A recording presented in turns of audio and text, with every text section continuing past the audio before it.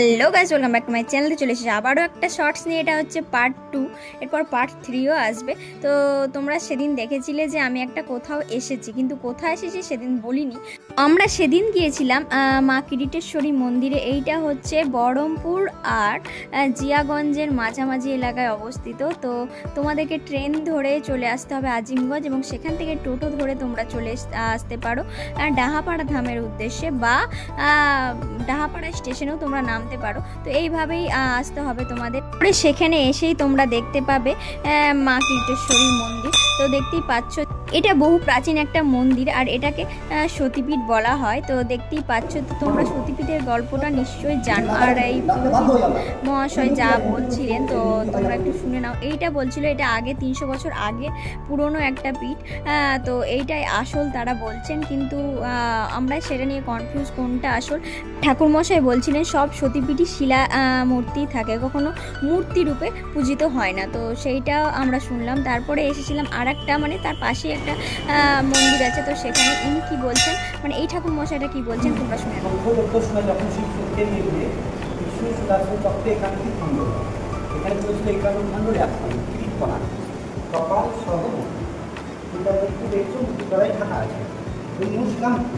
দেখা ঢাকা, প্রত্যেক জায়গাতে ঢাকা আছে।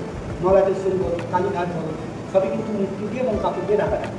স্নানের টাইমে দর্শন আমাদের এখানে মাকে স্নান করানো হয় প্রত্যেক অবশ্যই সকাল 10টার সময়। সে সময় এলে মানে দর্শন। এই যে ছবিটা দেখছো, এটা হচ্ছে কি দেখছো, এটা মুখের অংশ, এটা হচ্ছে কপালের অংশ। এরপরে মায়ের মূর্তিটা পাওয়ানো হয়। পুরনো মূর্তিটা ছিল সেটা 900 বছরের পুরনো ছিল।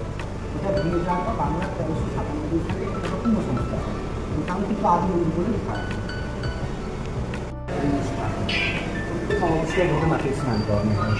উপরেরটা হচ্ছে মুকুটের অংশ, নিচেরটা হচ্ছে কপালের অংশ। এরপরে মায়ের মুখটা পড়ানো হয়।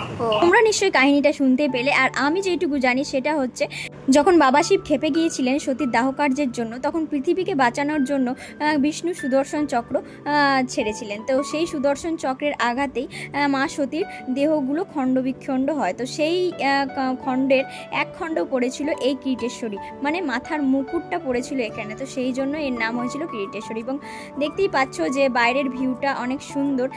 তো দেখতেই পাচ্ছ এইভাবেই সেই দিনটা কেটেছিল। এবং মন্দিরের পাশে অনেকগুলো মন্দির আছে, নতুন একটা মন্দির হচ্ছেও।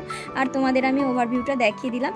তো এর পরের পার্টে আর একটা কোথায় গিয়েছিলাম তোমাদেরকে সবটা দেখাবো। দেখা হচ্ছে পরে। Bye bye.